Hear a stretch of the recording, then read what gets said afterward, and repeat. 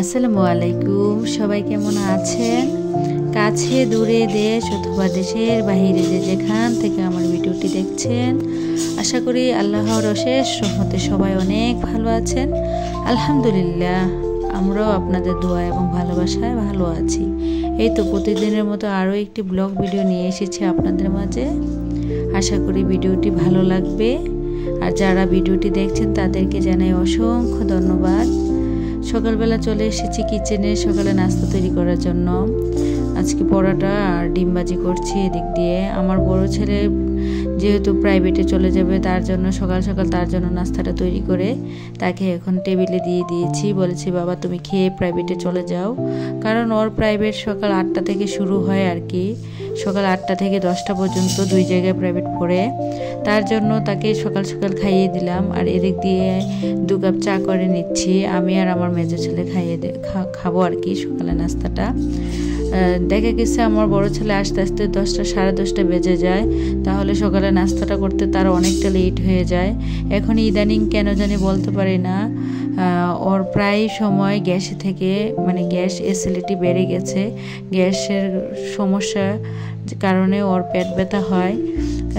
কালকে তো ওর স্কুল থেকে পেট ব্যথার কারণে 1 ক্লাস করেই ছুটি নিয়ে চলে আসতে হয়েছে, যার জন্য তাকে আমি পরে এই যে গ্যাসের ওষুধ দিয়ে দিয়েছিলাম আর কি। তারপর ব্যথাটা একটু কমেছে। এদিক দিয়ে আমার নাস্তা এবং আমার মেজো ছেলের নাস্তা বাকি রয়েছে, তার জন্য 2 কাপ চা করে নিলাম।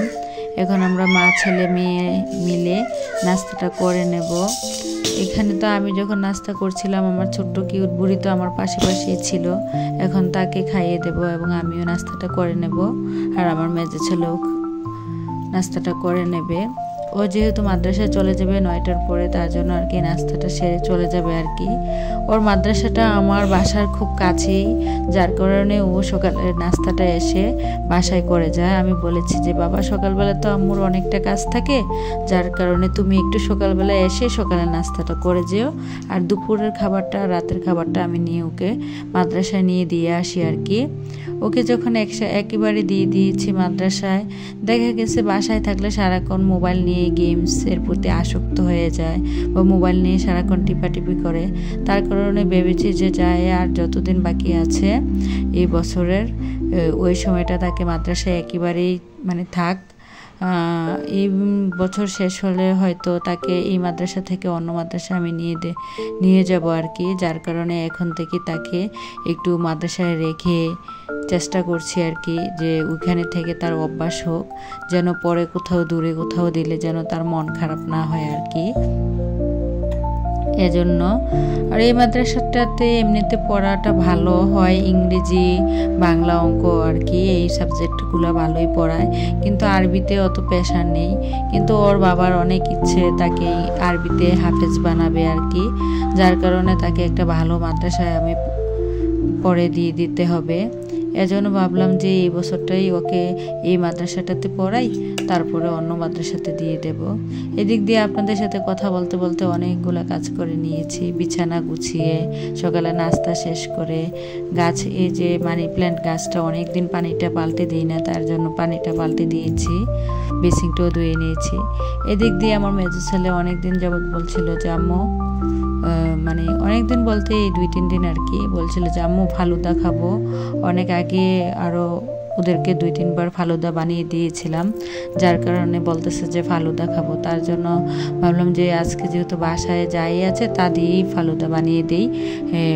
রেডিমিক্স ফালুদা প্যাকেট ছিল না আর কি বাসায়, তার জন্য আমি হালকা পানি দিয়ে সাবুটা সিদ্ধ করে নিয়েছি, এদিক দিয়ে লবণ দিয়ে আর কি। যখন সাবুটা সিদ্ধ হয়ে গিয়েছে তখন তাতে আমি চিনিটাও দিয়ে দিয়েছিলাম। আর এদিক দিয়ে ড্রাগন ফল, তারপরে আপেল আর কলা ছিল বাসায়, তার জন্য এই ফলগুলো একে একে কেটে নিচ্ছি। আর ড্রাগনটাকে আমি একটু চটকে নিয়েছিলাম যেন কালারের জন্য আর কি, যেন ফালুদাটাতে একটু কালার হয়, তার জন্য চামচ দিয়ে চটকে একটু কালারটা বের হওয়ার জন্য একটু নরম করে দিয়েছিলাম। আর এদিক দিয়ে আপেলটা একে একে কেটে নিচ্ছি। আর আপনাদের সাথে কথাও বলে নিচ্ছি। ভিডিওর এই পর্যায়ে জানি না যে সকল আপু এবং ভাইয়ারা আমার এখনও ভিডিওটি দেখছেন, প্লিজ একটি লাইক দিয়ে দেবেন, কারণ আপনাদের একটি লাইক আমার ভিডিওটিকে অনেকের কাছে পৌঁছে দিতে সাহায্য করবে। আর যারা অলরেডি এই কাজটি করে দিয়েছেন বা আমার চ্যানেল সাবস্ক্রাইব করে দিয়েছেন, তাদেরকে জানাই অসংখ্য ধন্যবাদ এবং মন থেকে অনেক অনেক দোয়া এবং ভালোবাসা। এদিক আশা করি এভাবে আমাকে সবসময় আপনারা পাশে থাকবেন, সাপোর্ট করবেন।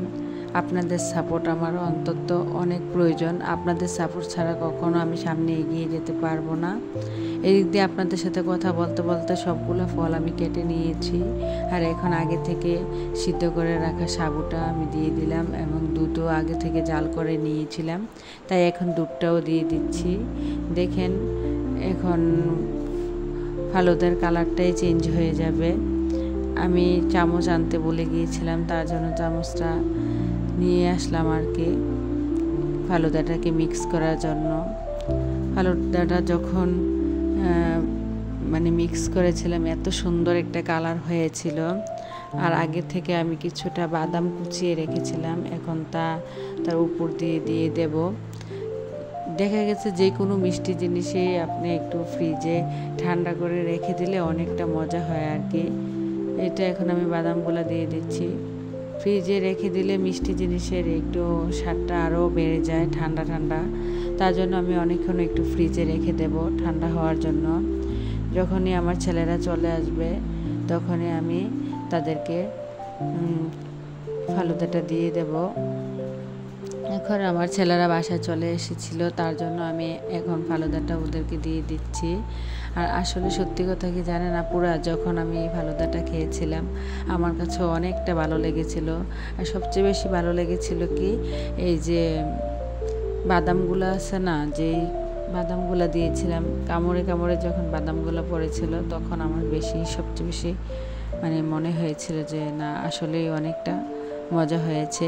আর এদিক দিয়ে ফালুদা খাওয়া শেষ করে চলে এসেছি দুপুরে কিচেনে রান্না করার জন্য।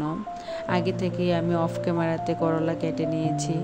আজকে রান্না করব করলা ভাজা আর পাঁচমিরশালি মাছ টমেটো আর পেঁয়াজ দিয়ে ভুনা করব আর কি। তার জন্য এই তো করলা ভাজাটা শেষ করে নিয়েছি, আর এখন মাছটাও ভেজে নিচ্ছি লবণ হলুদ দিয়ে মেখে। আর এদিক দিয়ে পেঁয়াজ এবং টমেটো কেটে নিয়েছি। আপনারা হয়তো ভাবতে পারেন উমা আপুর আবার কি হলো, এগুলো ব্লেন্ডে দিচ্ছে কেন? আমি বেশিরভাগ সময় যখন মাছ ভুনা করি তখন পেঁয়াজ আর টমেটো একসাথে ব্লেন্ড করে রান্না করি আর কি। এদিক দিয়ে মাছটাও ভাজা প্রায় হয়ে এসেছে, তাই মাছটা উল্টে দিচ্ছি। আর এখন চলে যাব এই যে পেস্ট আর টমেটোর পেস্টটা আর কি ব্লেন্ড করার জন্য, কারণ আগে থেকে যেহেতু করিনি তার জন্য ভাবলাম যে একদিক দিয়ে মাছটা ভাজা হোক আর অন্য দিক দিয়ে আমি এটা ব্লেন্ড করে নিয়ে আসি। তারপরে আবার এদিকে যেই কড়াইটাতে আমি করলাটা ভাজা করেছিলাম ওই কড়াইটাতেই আমি মূলত মাছ তরকারিটা রান্না করব। তার জন্য এই তো এখন একে একে করলা ভাজিটা আমি বাটিতে নিয়ে নিচ্ছি। আর এই দিক দিয়ে কাজ করছিলাম, আর আমার ছোট্ট বুড়ি তো আমাকে অনেকটা বিরক্ত করছিল। যাই হোক, কি আর করা যাবে, যখন আমি কাজ করে না কেন তখনই ও অনেকটা বিরক্ত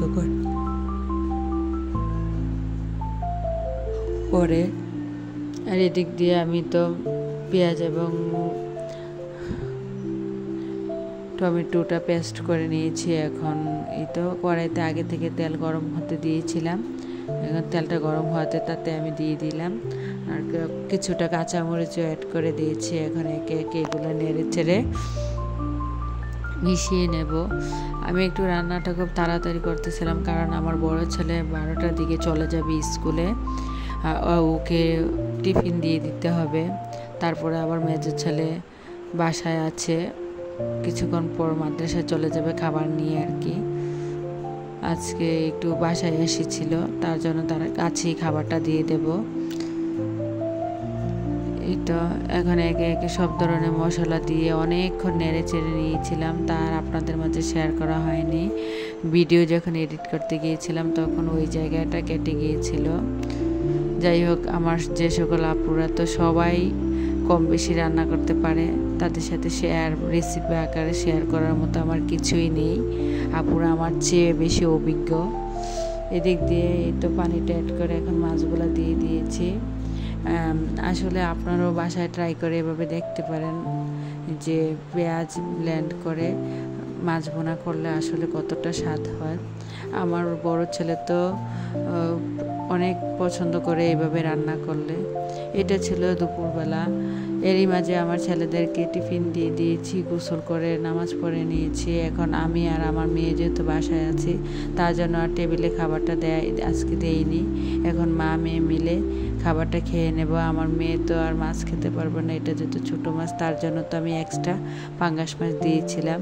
এখন যখন তাকে করলার আলু দিয়ে আর কি লুকমা দিচ্ছিলাম, ও খাবে না। যাই হোক, আমি একা এই খাবারটা খেয়ে নেব। ভিডিওটা এই পর্যন্তই। সবাই ভালো থাকবেন আর বেশি বেশি করে আমাকে সাপোর্ট করবেন। খোদা হাফেজ। আসসালামু আলাইকুম।